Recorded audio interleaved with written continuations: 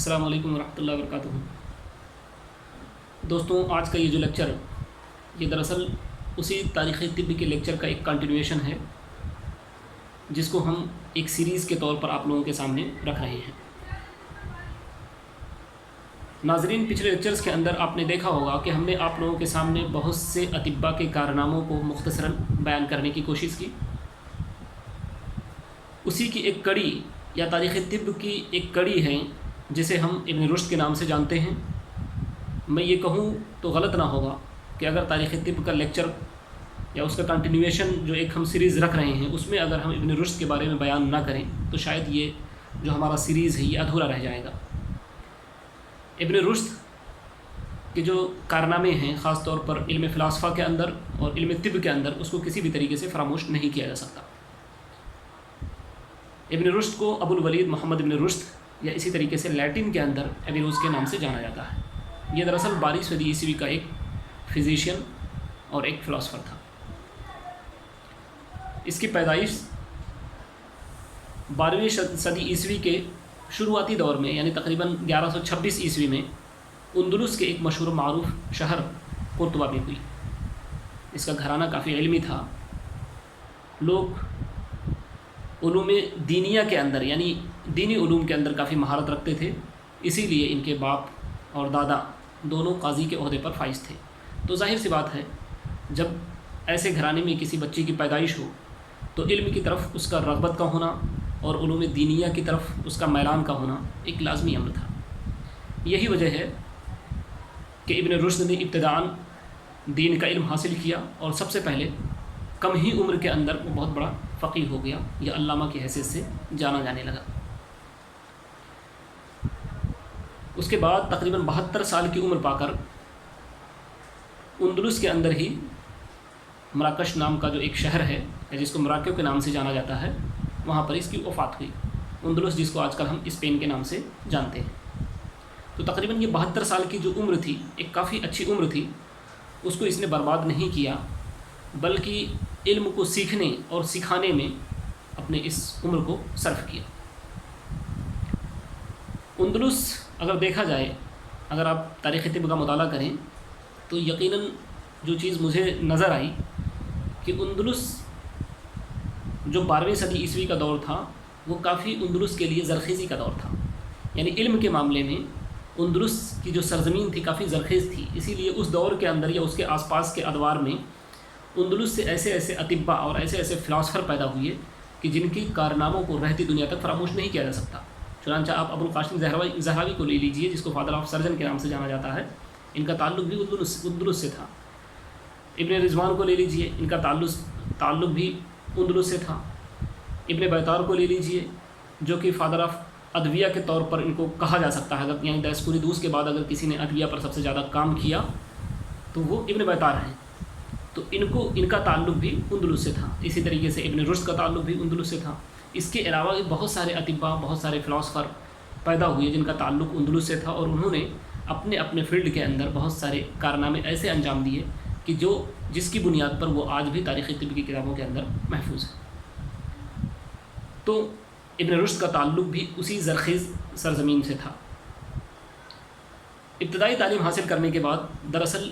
ابن رشد دوسرے علوم کی طرف ماہر ہوا، جس کے لیے اس نے بہت سارے لوگوں سے یا بہت سارے ماہرین سے ایز اے اسٹوڈنٹ رہ کر کے بہت کچھ سیکھا، اور بہت جلد ہی وہ بہت سارے علوم کے اندر، مثلا علم ریاضیات کے اندر، علم الہیات کے اندر، علم فلکیات کے اندر، علم فلسفہ کے اندر اور علم طب کے اندر اس نے مہارت حاصل کر لیا، اور تقریباً ان تمام علوم کے اندر وہ ماہر تصور کیا جانے لگا، اور ان سب پر کچھ نہ کچھ کتابیں تصنیف کی، اور جن کتابوں کو دیکھ کر کے آپ کو اس کی علمی لیاقت اور اس کی حذاقت کا اندازہ ہو سکتا ہے۔ تو دوستوں، یہ جو ابن رشد کی زندگی ہے یا ابن رشد کی جو شخصیت ہے، اگر آپ اس کو مطالعہ کرنا چاہیں تو اس کو آپ کئی ناحیے سے یا کئی پہلو سے اس کی اسٹڈی کر سکتے ہیں۔ یعنی ابن رشد کو بحیثیت فقیہ آپ دیکھ سکتے ہیں، ابن رشد کو بحیثیت طبیب دیکھ سکتے ہیں، ابن رشد کو بحیثیت فلاسفر دیکھ سکتے ہیں، ابن رشد کو بحیثیت میتھمیٹیشین دیکھ سکتے ہیں، ابن رشد کو بحیثیت الہیات کا ماہر دیکھ سکتے ہیں۔ تو اس طریقے سے ابن رشد کی زندگی کو کئی پہلو سے آپ مطالعہ کر سکتے ہیں، لیکن ہم اس لیکچر کے اندر ان تمام پہلو پہ بحث نہیں کریں گے یا اس کے بارے میں ہم بات نہیں کریں گے، بلکہ ہمارا جو مطلوب ہے، خاص طور پر ہم چونکہ علم طب کے شاگرد ہیں، تو اس لیے ہم جو علم طب کے اندر اس کے جو کنٹریبیوشنز رہے ہیں اس کے اندر کچھ باتیں آپ کے سامنے رکھیں گے، اور ساتھ ہی ساتھ چونکہ علم طب کا تعلق فلسفہ سے بہت گہرا رہا ہے، تو فلسفہ کے میدان میں اس کے کیا کارنامے ہیں اور اس کی کیا اہمیت ہے اس کو آپ کے سامنے رکھیں گے۔ تو سب سے پہلے دیکھتے ہیں کہ ابن رشد کو فلسفے کے مقام میں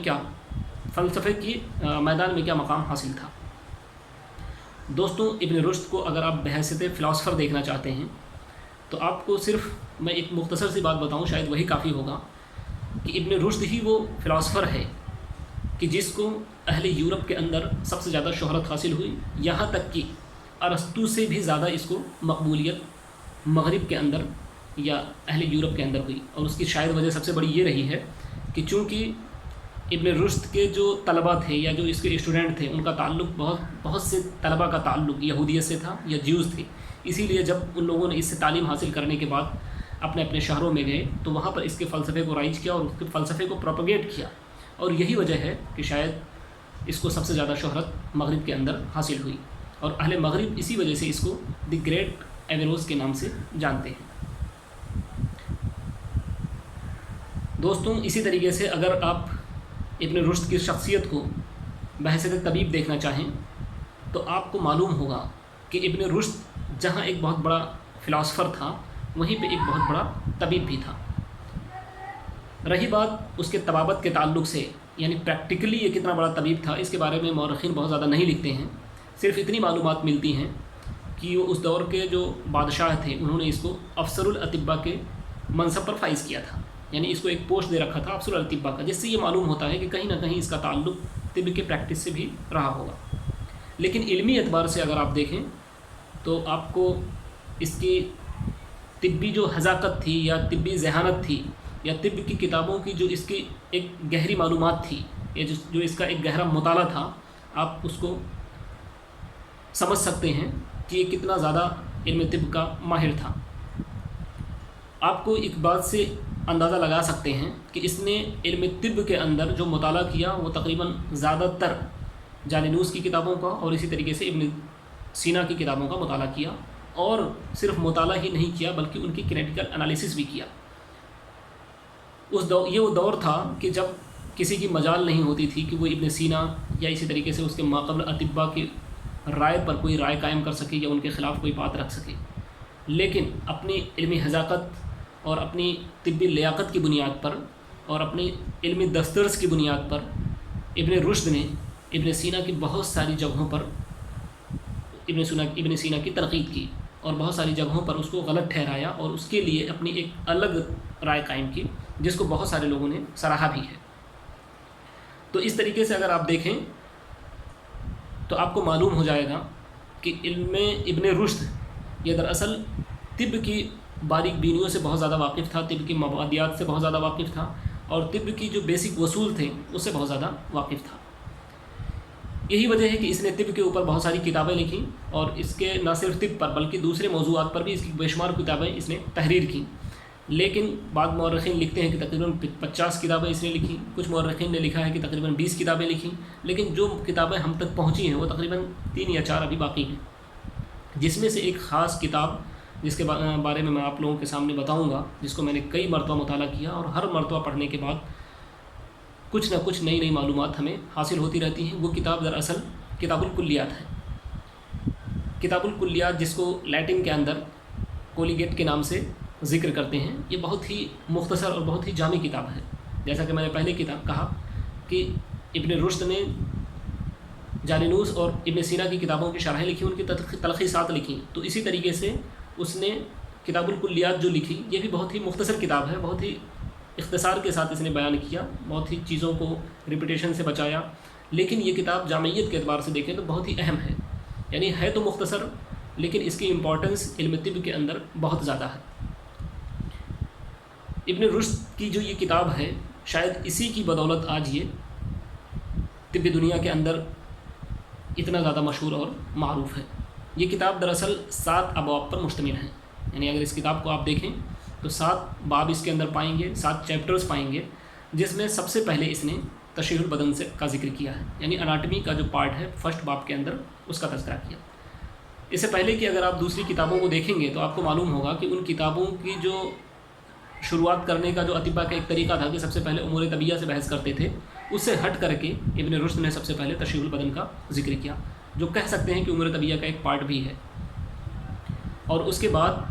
پھر دوسرا جو باب قائم کیا وہ صحت کے تعلق سے، یعنی مرض کو بیان کرنے سے پہلے انسان کی جو صحت کی کیفیت ہوتی ہے سب سے پہلے اس نے اس کو بیان کیا